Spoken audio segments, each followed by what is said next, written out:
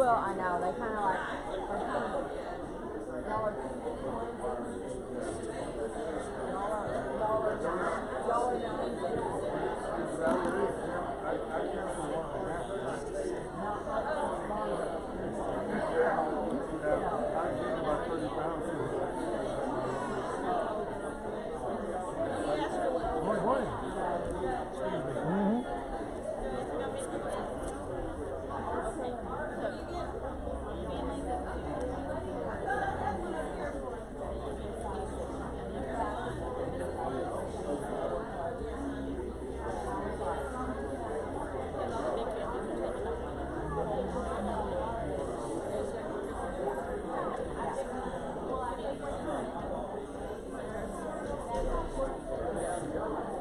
Morning, Ricky. Hey, John, how are you? Good. Hi, Vicky.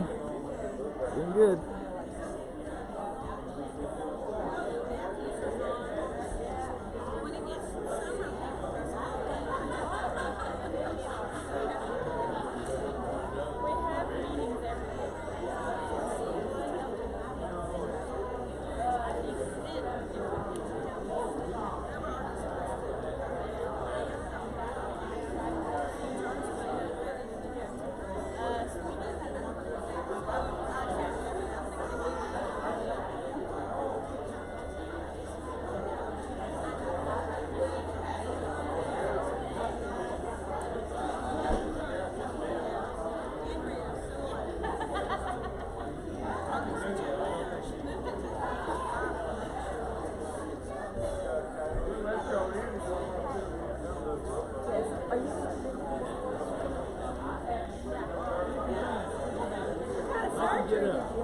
I didn't have any surgery. I thought it was an appointment for surgery.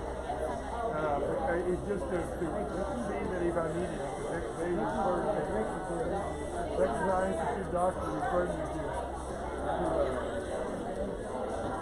they referred me to one doctor. How are you? I'm doing fine. Good. You gonna come sit up here with us? I'm going to sit wherever they tell me to sit. All right.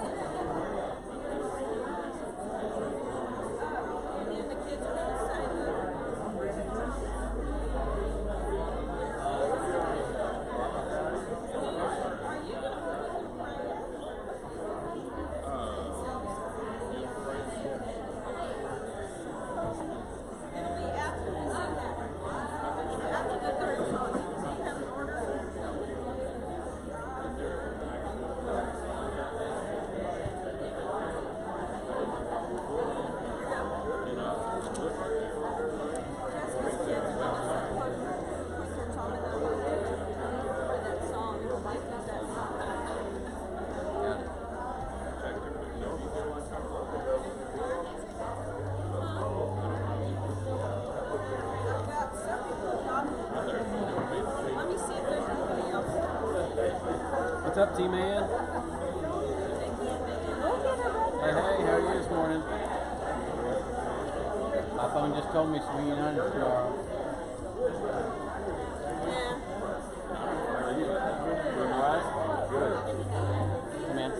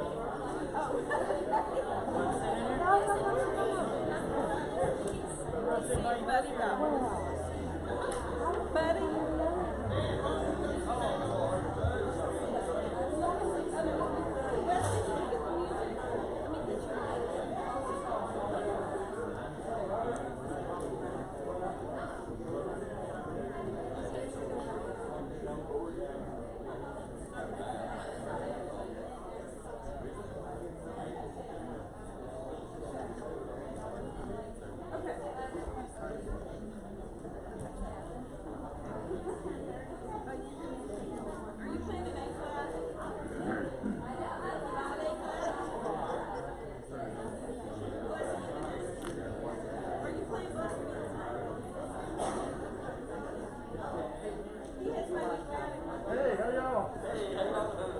Doing great.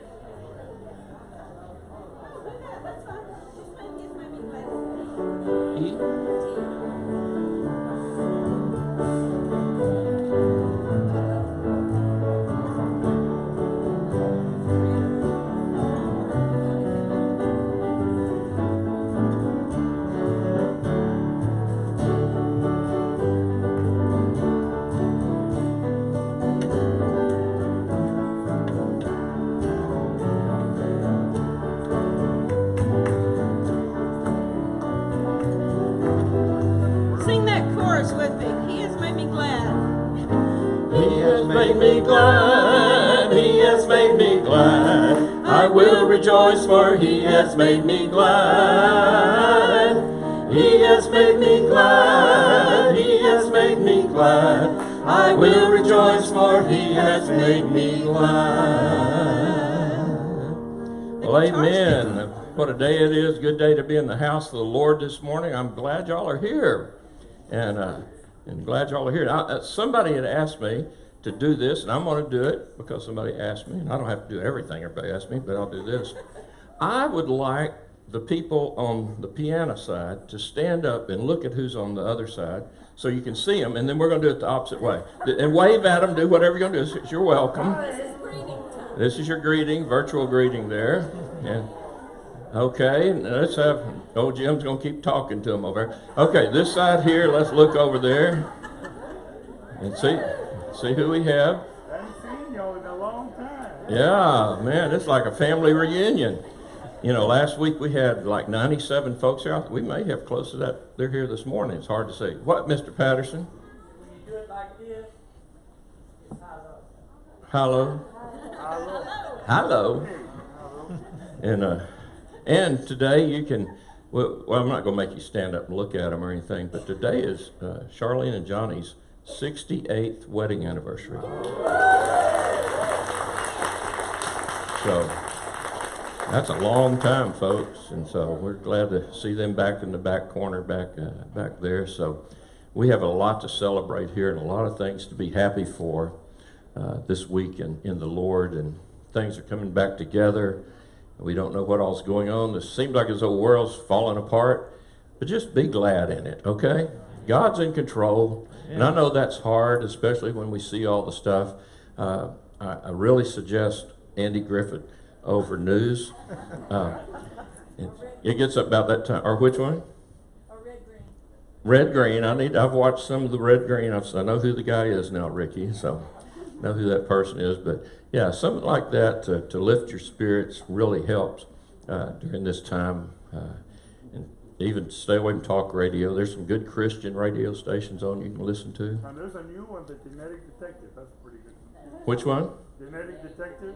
Oh, Kinetic Detective. Okay. No, Genetic. Genetic They Detective. catch people that are bad that killed 25 years ago. Really? Yeah.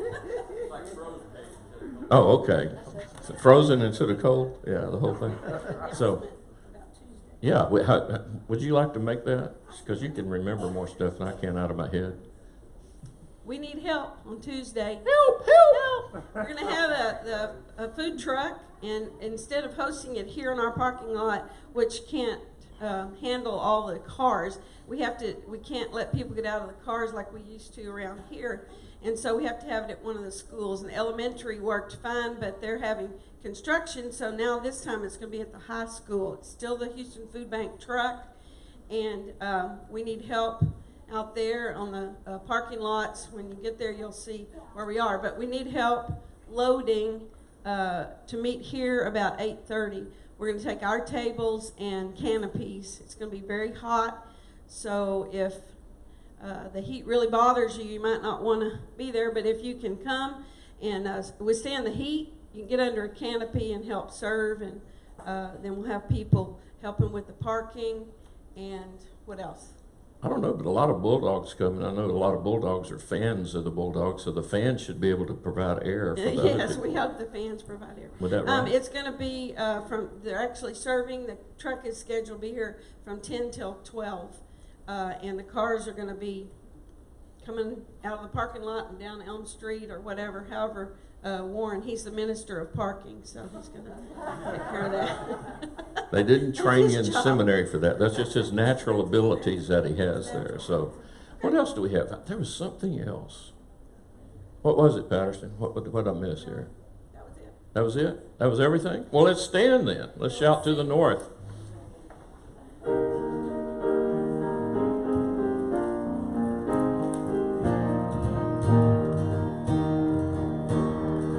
Men of faith, rise up and sing of the great and glorious King. You are strong when you are weak, in your brokenness complete.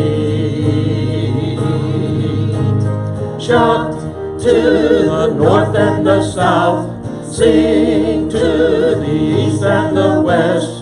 Jesus is Savior to all, Lord of heaven and earth. Let's sing, women.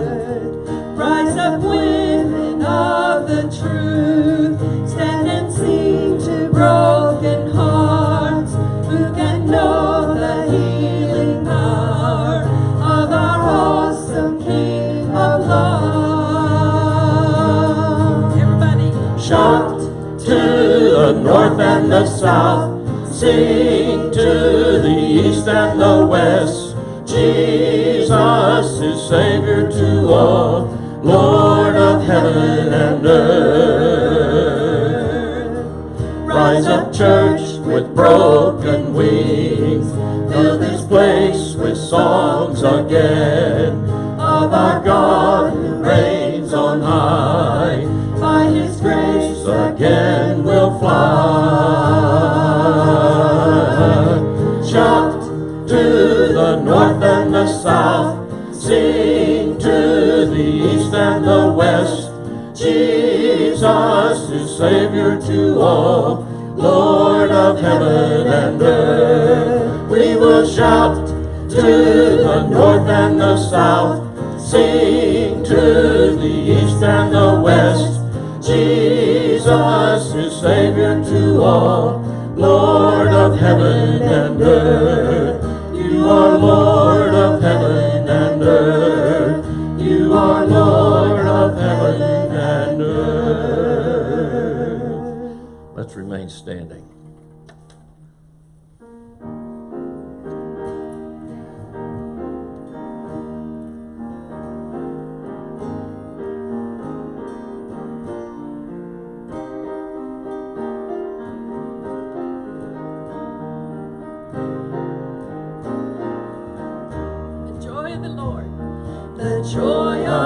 Lord will be my strength. I will not falter, I will not faint. He is my shepherd, I am not afraid. The joy of the Lord is my strength. The joy of the Lord, the joy of the Lord, the joy of the Lord is my strength. The joy of the Lord, the joy of the Lord, the joy of the Lord is my strength. The joy of the Lord will be my strength. He will uphold me all of my days. I am surrounded by mercy and grace. The joy of the Lord is my strength. The joy of the Lord, the joy of the Lord, the joy of the Lord is my strength. The joy of the Lord, the joy of the Lord, the joy of the Lord is my strength. The joy of the Lord will be my strength. I will not waver, walking by faith. He will be strong to deliver me safe. The joy of the Lord is my strength. The joy of the Lord, the joy of the Lord, the joy of the Lord is my strength. The joy of the Lord, the joy of the Lord, the joy of the Lord is my strength. Amen. You may be seated. Warren, come lead us in prayer. No, No, not yet. hold it, not yet.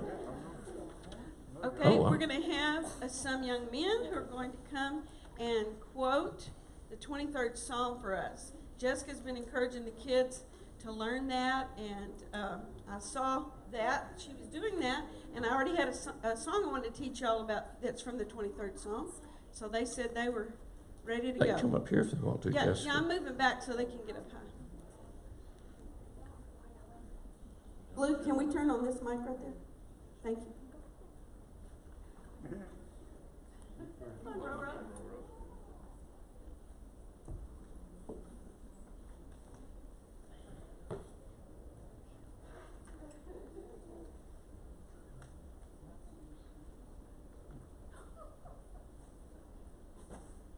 Let's get in line.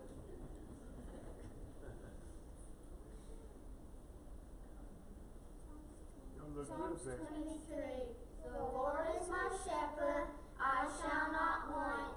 He makes me lie down in green pastures. He leads me beside still waters. He restores my soul. He leads me the paths of righteousness for his name's sake. Even though I walk through the valley of shadows of death, I will fear no evil, for you are with me. For your rod and staff, they comfort me. You prepare a table before me in the presence of my enemies. You anoint my head with oil, and my cup overflows. Surely goodness and mercy shall follow me all the days of my life, and I shall dwell in the house of the Lord forever. Amen. Thank you, boy. Good job, Jessica and guys. Dallas did not have one more boy. That was a Farley right there. She has enough. We appreciate them for doing that. We have some other kids that are going to be working on that too. And I kind of pushed it because she had just announced that a few days ago. And I said, can they do that this Sunday? And she said, we'll see. And now I'm going to teach you a new song. We're going to teach y'all that's based on the words of Psalm 23. I've posted some choir members out amongst you that have the music, and other people who read music have one. And so that'll help us learn it. It has 3 verses and a chorus. Okay?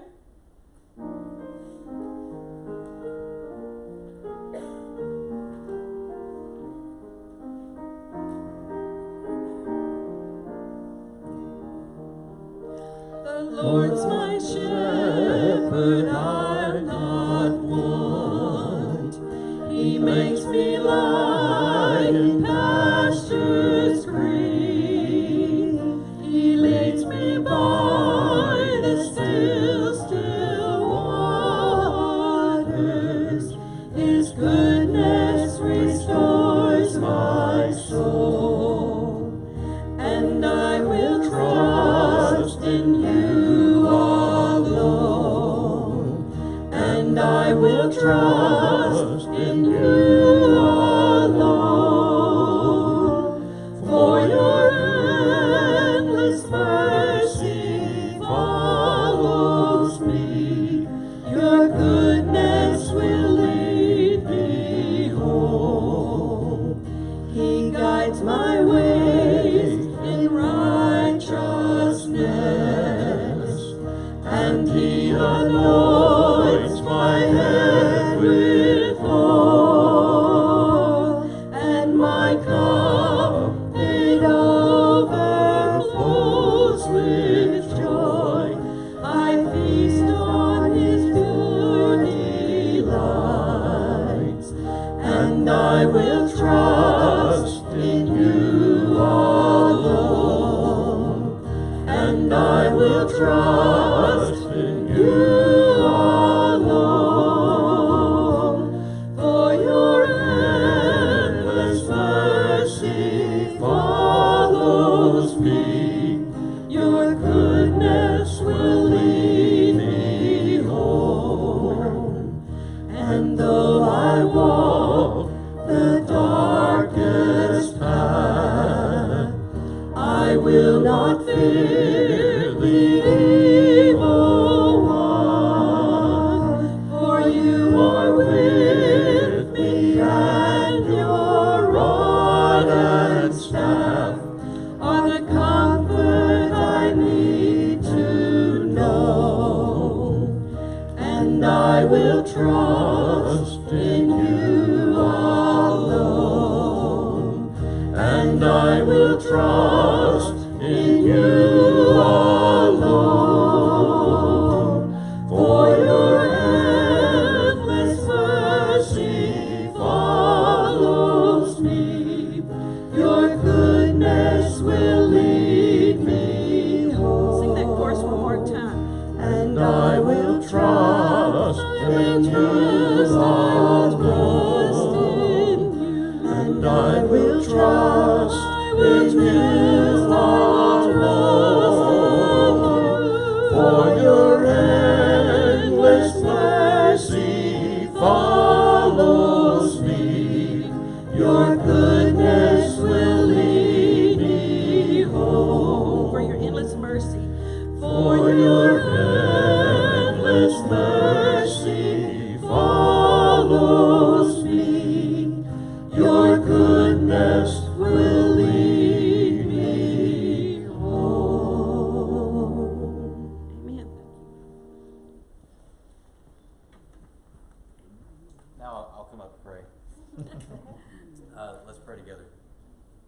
Father God, we thank you that you are our good shepherd, that you lead us throughout this life, through all the difficult situations and troubles and pathways that we have to navigate each and every day. We thank you that you're gentle and you're humble and you lead us with your strong hand. God, many times we have questions and concerns and we don't know where to go. And sometimes we need to be honest with you. We don't come to you first when we should. Forgive us of that. May we seek your face above other people's opinions or whatever the news of the day may be. And may we turn our hearts away from our own pride or our own power. And may we turn our hearts towards you. For you're the one that gives all things and sustains all things. So today we give you all the praise and all the honor and all the glory. For you're the only one worthy of it. In your name we pray. Amen.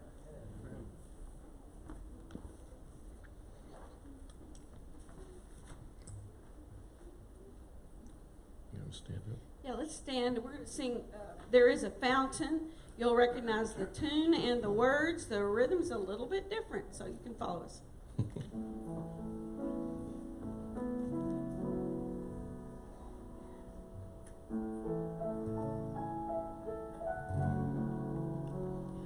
There is a is a fountain filled with blood, drawn from Emmanuel's veins,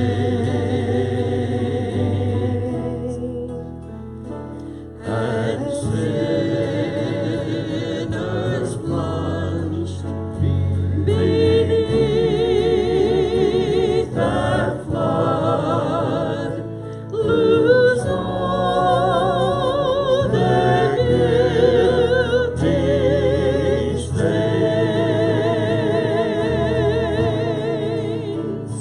lose all their guilty stains,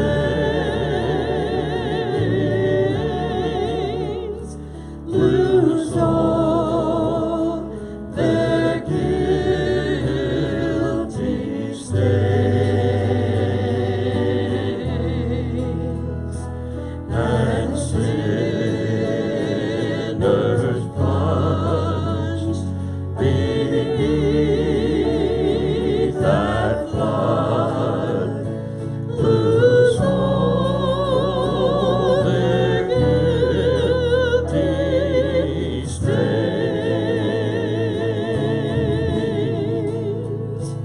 Dear dying Lamb, thy precious blood shall never lose its power, till all the ransomed church of God be saved to sin no more.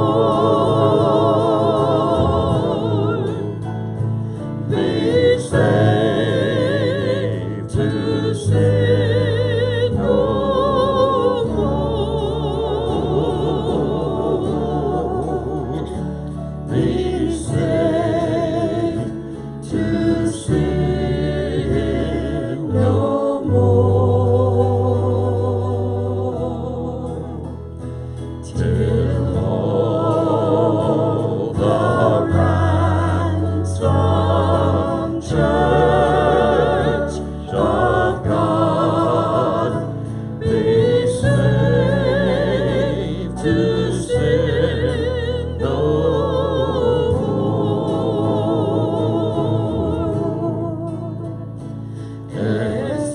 Exist by faith, I saw the stream, thy flowing wounds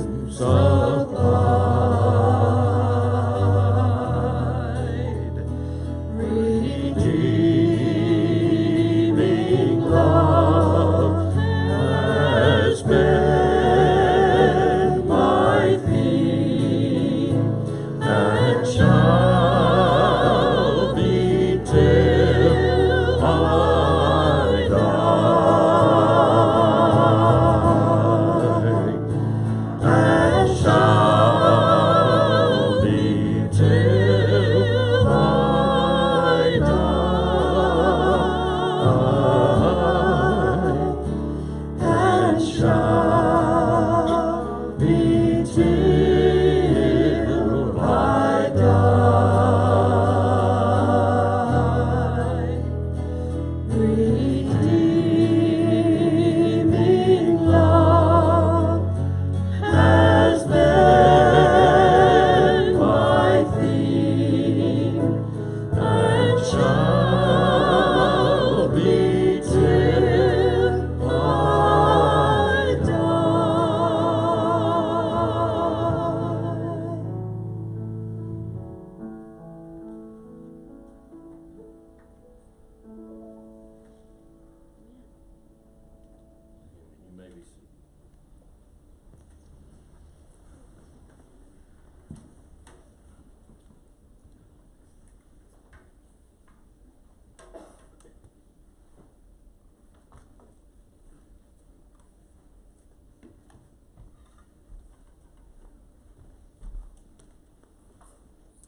doing it without people here. So, you know, it's like I'm used to being able to call a timeout, you know.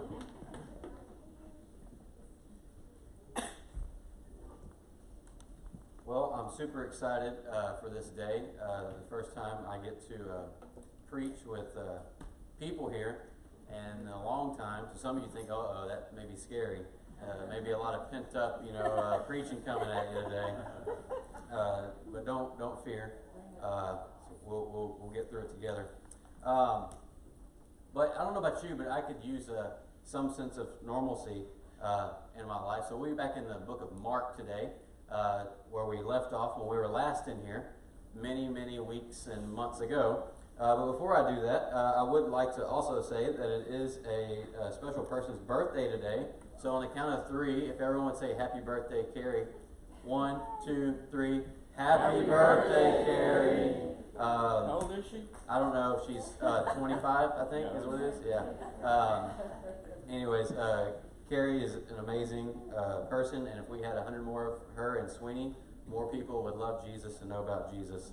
And so I look up to her and her spirit and attitude every day. So anyways, that's my own personal shout out. But we'll be in Mark chapter 6 today.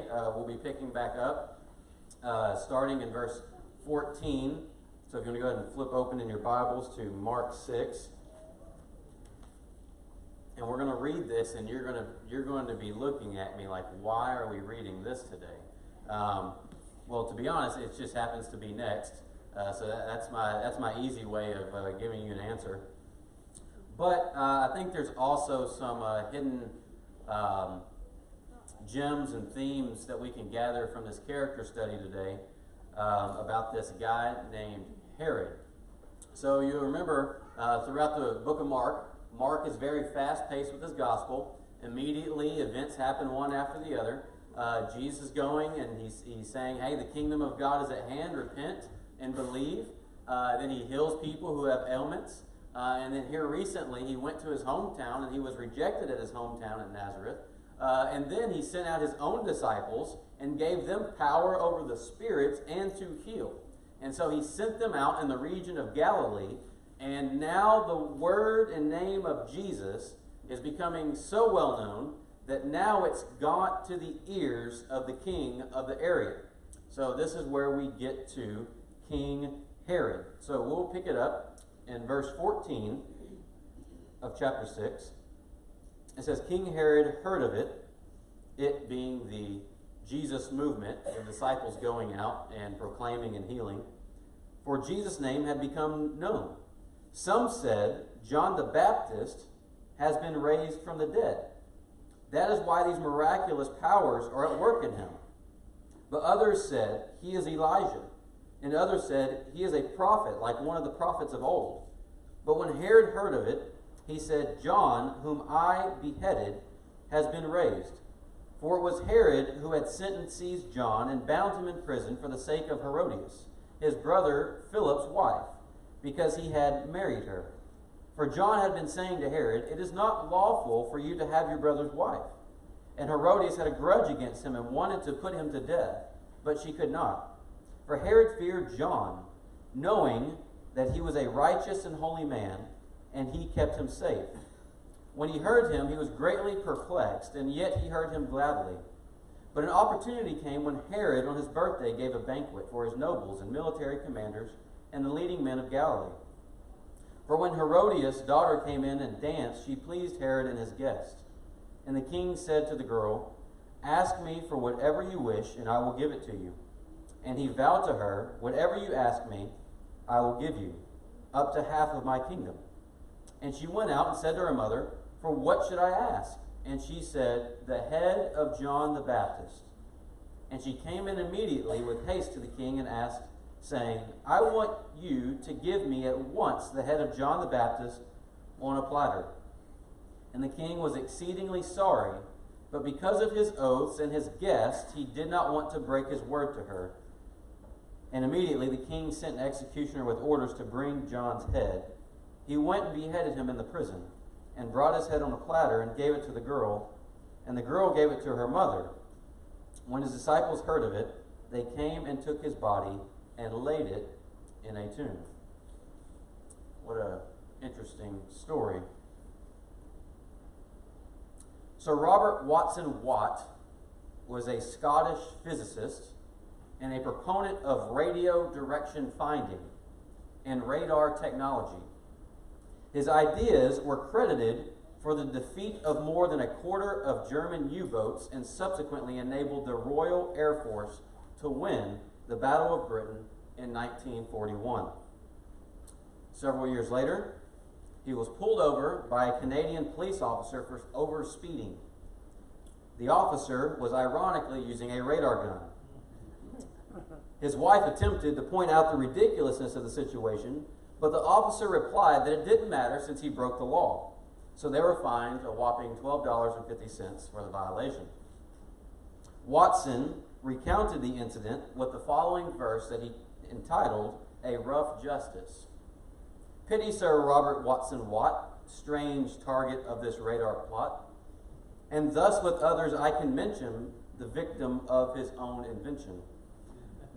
His magical all-seeing eye enabled cloud-bound planes to fly, but now by some ironic twist, it spots the speeding motorist and bites, no doubt with legal wit, the hand that once created it. That's the first part of a very long poem I won't indulge you with.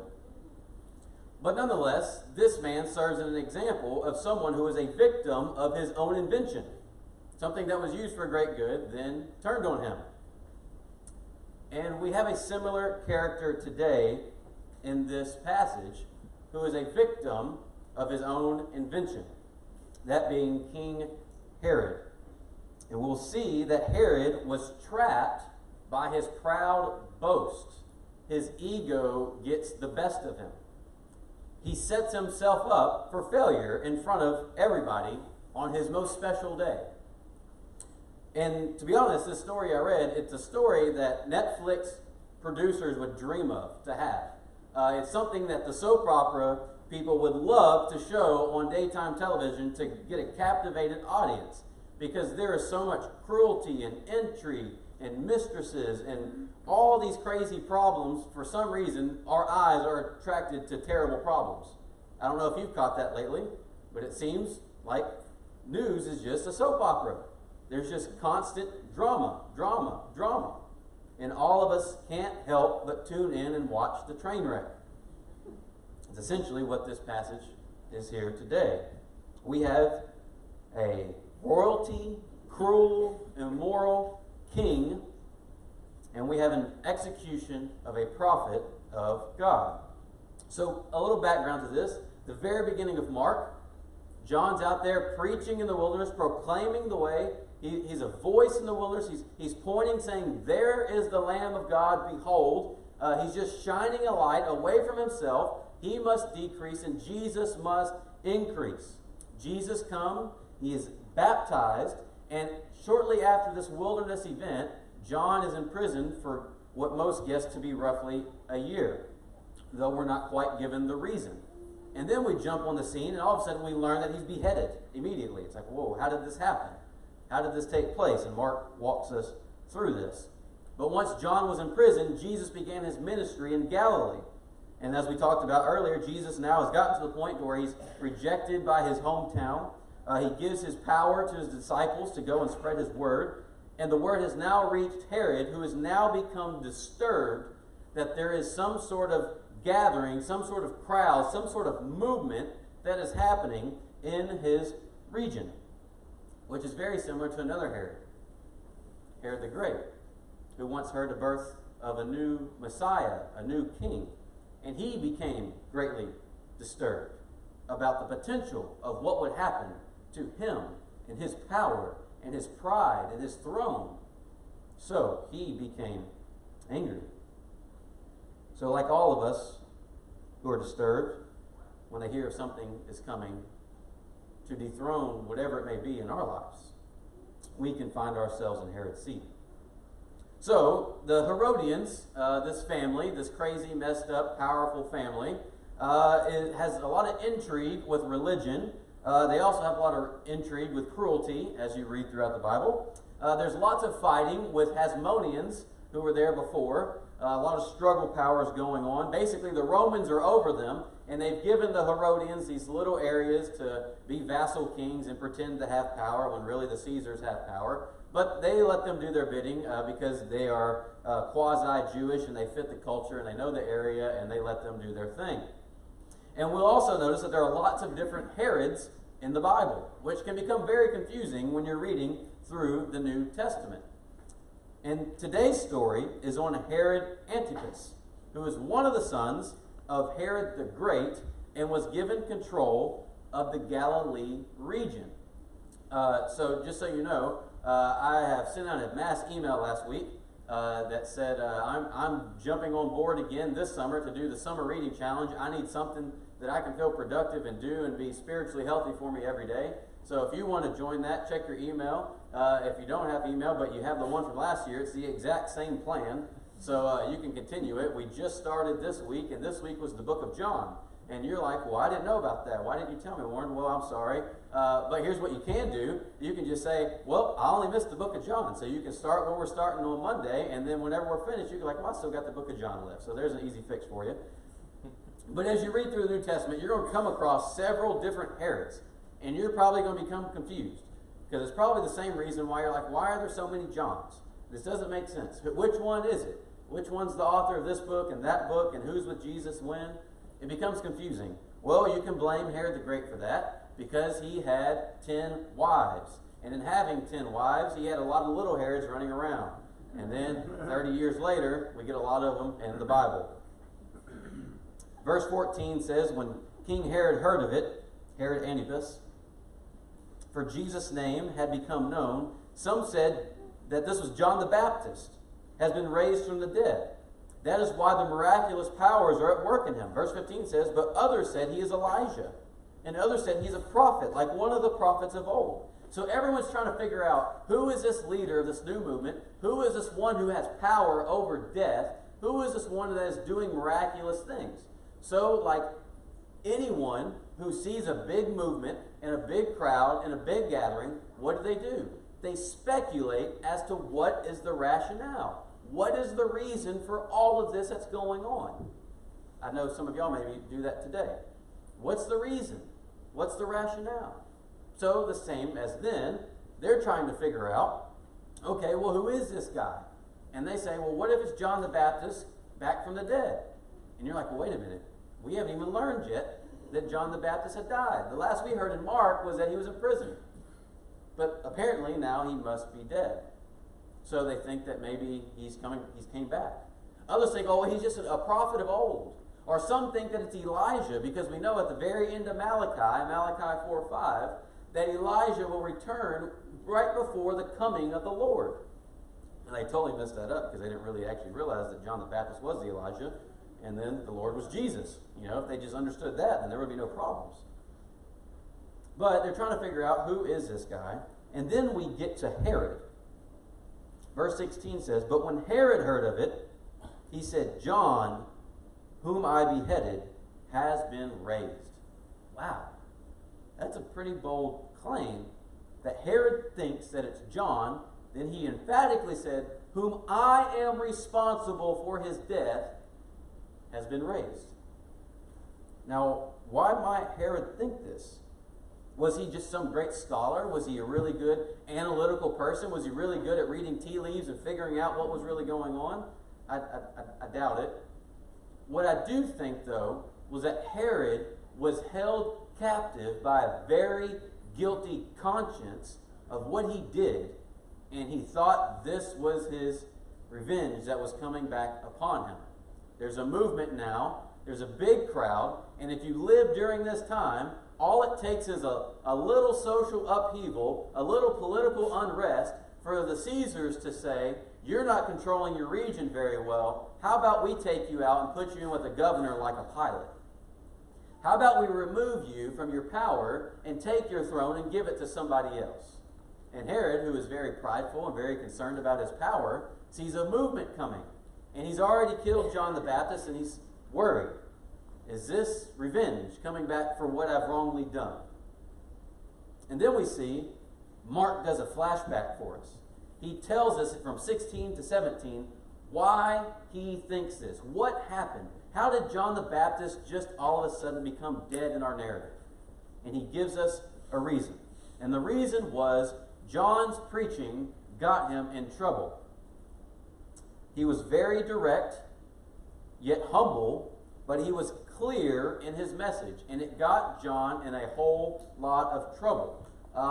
There's an example today of what happens to preachers that's very similar. A lot of people say, and I've even heard it from people in this church sometimes, kind of jokingly, is that, well, you know, my preacher at one point, he stopped preaching and he started meddling. And usually what that means is the preacher was talking really good about all the things I agree with him on, but then he got real personal with me at one point, and I didn't like it. So he stopped preaching, and he just started getting in my business. Well, in a very similar manner, John became too personal with his message. He was too clear. He said things like, "It is not lawful for you to have your brother's wife." We call that in preaching the direct method. That was something that John said, not only publicly, but also privately to Herod. He let him know. And so we see here that the Herods had this mass problem, this incestuous sin that was going on. And if you can read through this passage and pick it up on the first time, you are in the top 10% of people of reading knowledge. Because I could not do it, and I had to keep reading over and over again to figure out, okay, how does this wreath of a family work? And we see here that Herodias is mentioned. And she was not only Herod's sister-in-law, but she was also Herod's niece. It's interesting. And then soon-to-be wife. And then Herod the Great had 10 wives. This is very interesting. And what I find interesting about, out of all of his kids and his sons that he had, 2 of the sons were named Philip. I wonder, well, he had many wives. I guess it wasn't his decision. I'm sure one of the women were like, well, I want my son to be named Philip. He's like, well, I already got a son named Philip. Well, I want my son to be named Philip. Oh, man, this is going to be difficult. Okay, you're Philip 1, you're Philip 2.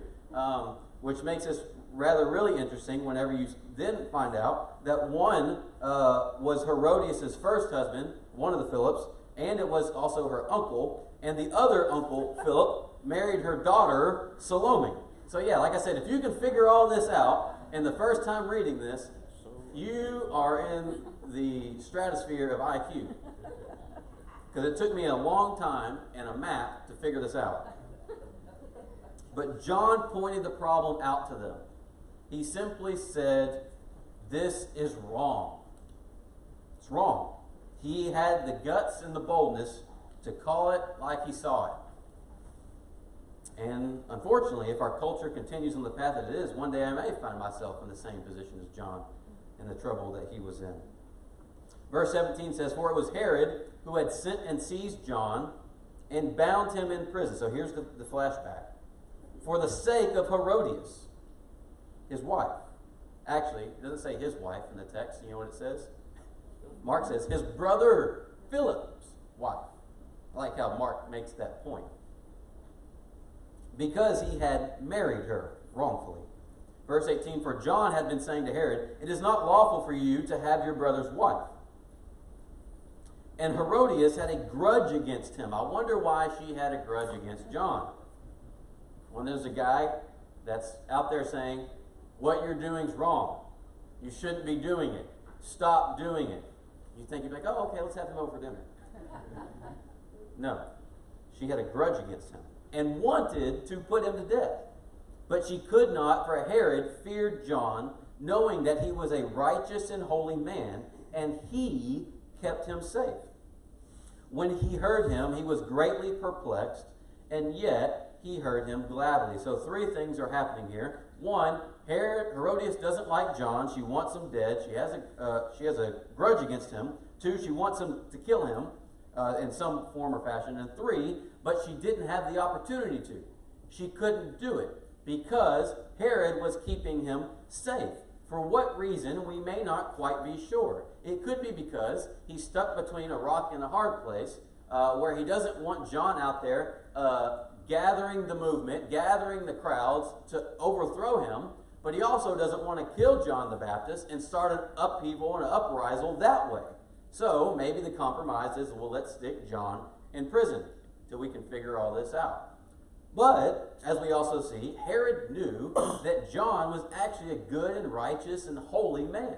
He actually respected John. He revered John. And in fact, he would go and listen to him teach and preach. And it says that he was perplexed and he was confused. Some versions will say agitated, or some versions will also say that it made Herod do many things.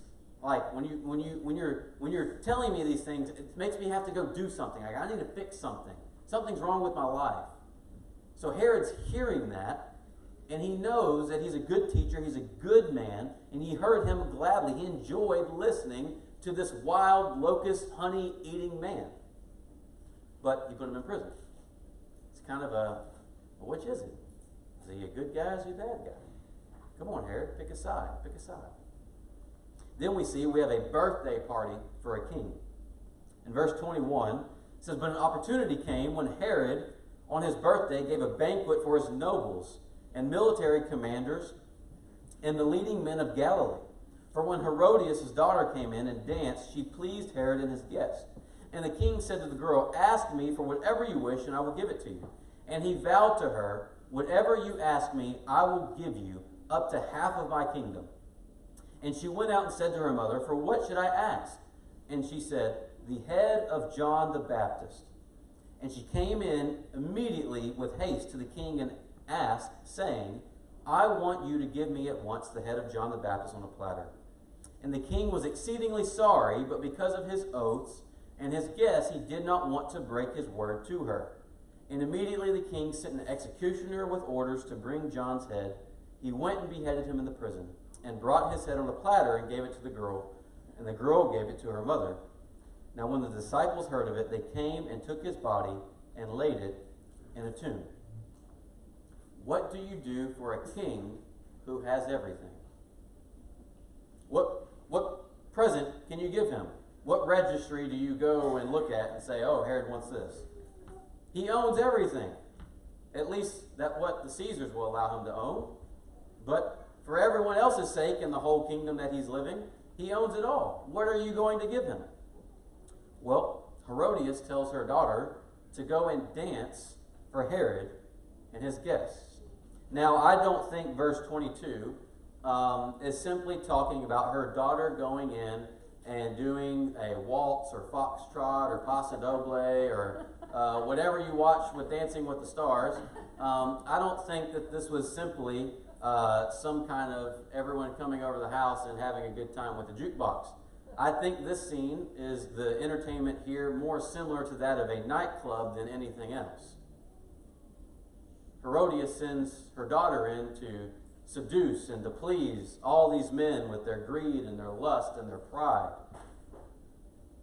And the fault of it all lies with Herod, for he created such a great environment for this opportunity of this great sin to occur.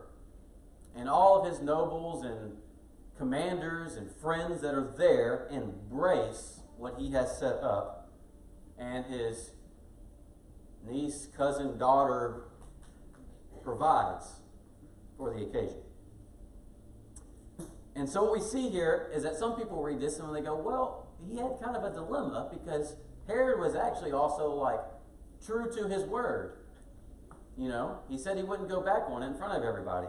That's to be admired, right? Not really. For his devotion to the promise is not admirable, but it is wrong. Because all his friends are present is the reason why he follows through with his promise. Because he knows what he's doing is wrong, but because others are looking and he is peer pressured by others, he does not want to go against the grain. So instead of taking the hard way and standing up and saying, no, we won't do this, or simply by maybe reciting the famous proverb or hymn that we all like to sing, you got to know when to hold them, know when to fold them, you know, and sometimes we just got to know when to run. We got to know, but we don't, because it's hard. It's not easy. It's convenient to do the easy thing, even if the easy thing is the wrong thing. And he's convinced himself to do something that he hasn't yet done for over a year, which was kill John the Baptist. So some of you are all thinking, what does this have to do with us? My family's not that messed up. Well, first, we must be careful how we listen to God's word and how it is preached. Because here are some things that Herod could never argue: that John the Baptist was dull, boring, and not clear. What you're doing is not lawful. That's how John the Baptist preached. I'm sorry, what was that? I didn't understand. Should I continue to do that? Should I not listen to you? No.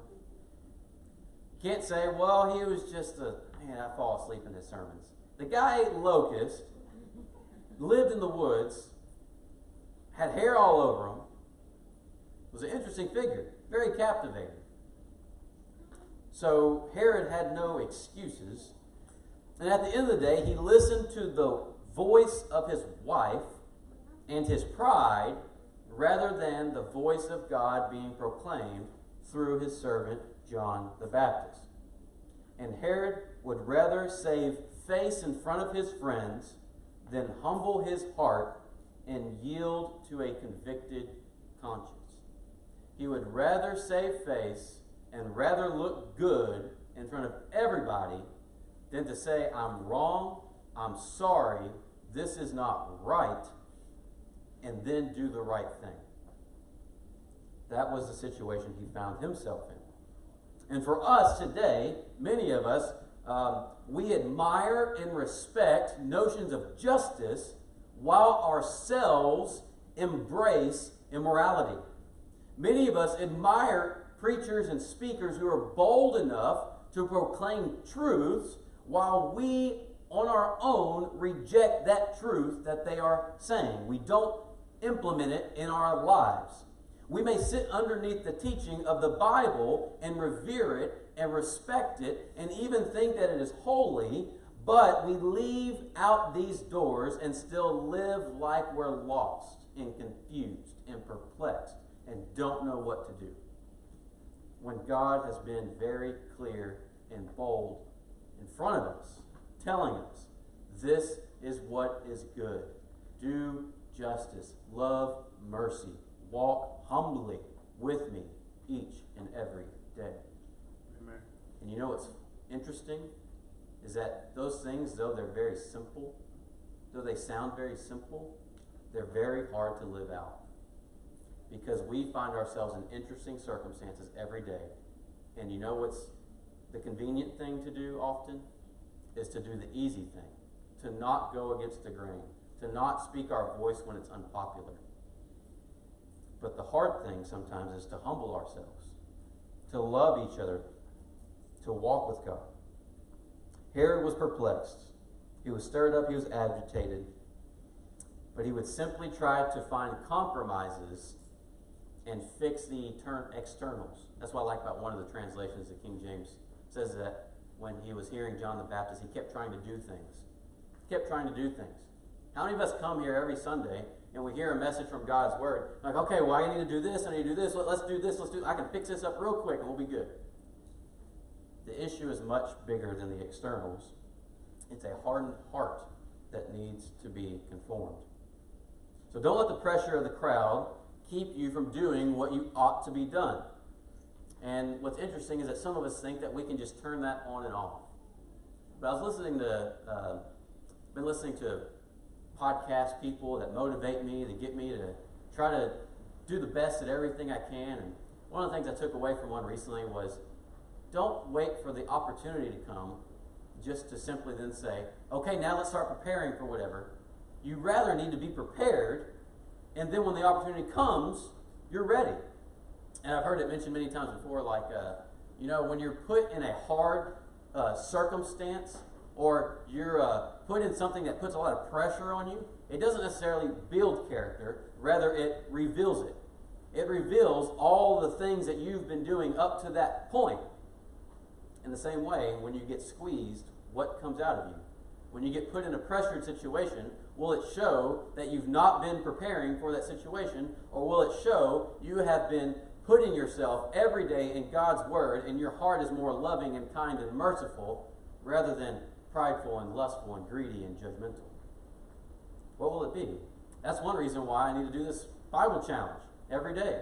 I need to put something good in me every day, because I know one day I'm going to be squeezed, and I want to be faithful to God, and I want to be a witness to His goodness. So fight this resistance of privately knowing what God has called us to do, but publicly denying because the pressure of your peers to act and speak the opposite way.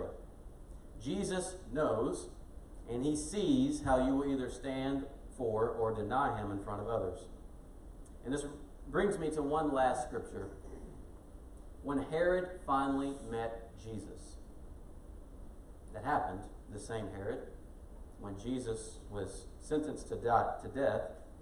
You can read it in Luke today. That'll be your homework, Luke 23.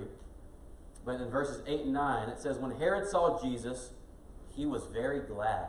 That's interesting. I thought Herod was scared of people maybe saying they're king.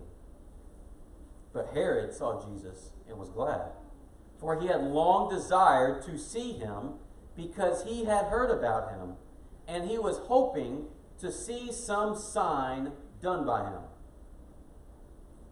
But then here's probably one of the most chilling scriptures in all the New Testament.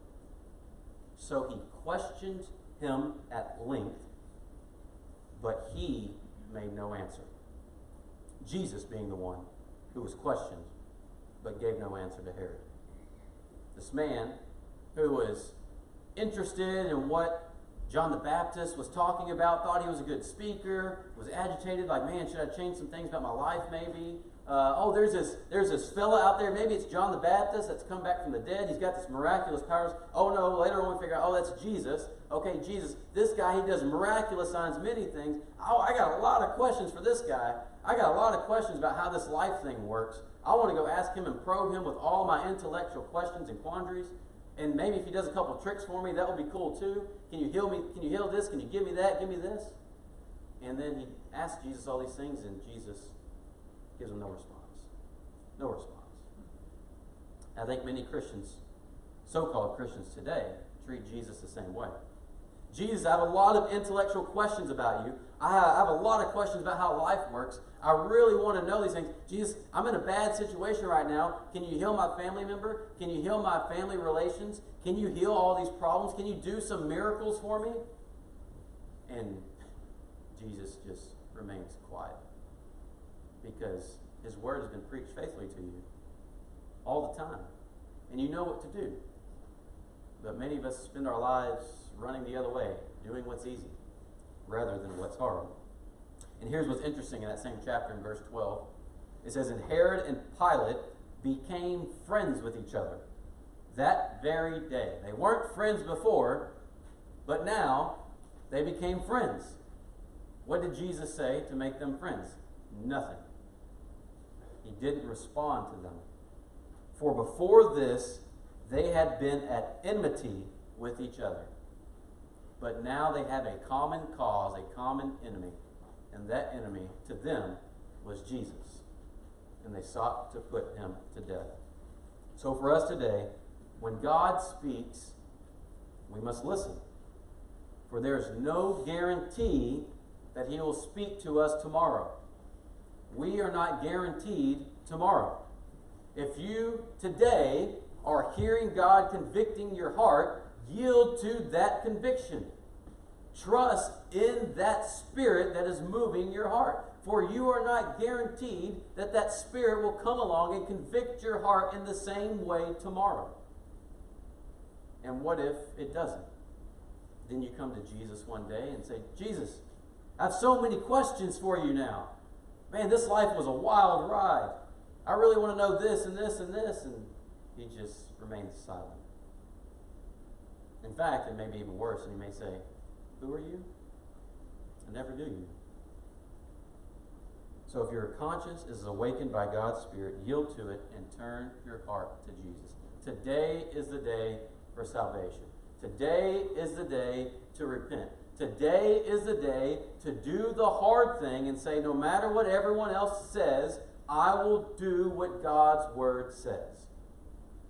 If you want to put me on this team or that team or want to say this about me, I don't care what you have to say about me, or if you throw me in prison, I will be faithful to what God has called me to do and to proclaim. That is what we're called to do. Don't worry what other people are trying to teach you and tell you what to say or what to do. Get your ears out of those cycles and put them in God's word. For you will get truth and you will get goodness. And if you do it and you live it out, you'll get a whole heck of a lot of joy. Amen. That's my challenge for you today. Let's pray. Father God, we thank you for your word. We thank you for this testimony of John the Baptist and this faithful life that he lived. May we be witnesses like he. Give us the strength to remain strong when needed, to speak up when needed. God, there's a lot of mess going on in this world. And this world needs you. Everyone's looking for some sort of answer. But for some reason, they're not looking to you. As followers of you and as people who have been redeemed and have been loved by you and shown your mercy, may we likewise show these people mercy. Show them love. May we humble ourselves. May we not be like Pilate. May we not be like Herod. May we not be prideful and boastful and know that we're always right in all things, but may we say at times we may be wrong and take the hard route. God, the hard route is worth it, even though the easy route is convenient. You're so good to us. We thank you for your love.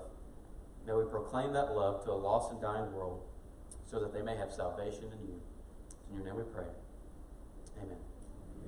Thank you all so much for being here this morning. I love getting to see your faces. This is 10 times better than preaching to a little camera stick staring down at me. But anyways, we're going to dismiss like we did last week. So if you would, the families that are in the back, if y'all would, go ahead and go out your way. Then we'll go row by row, just kind of funeral style here. So just kind of pay attention to the row behind you, and as they exit, then you can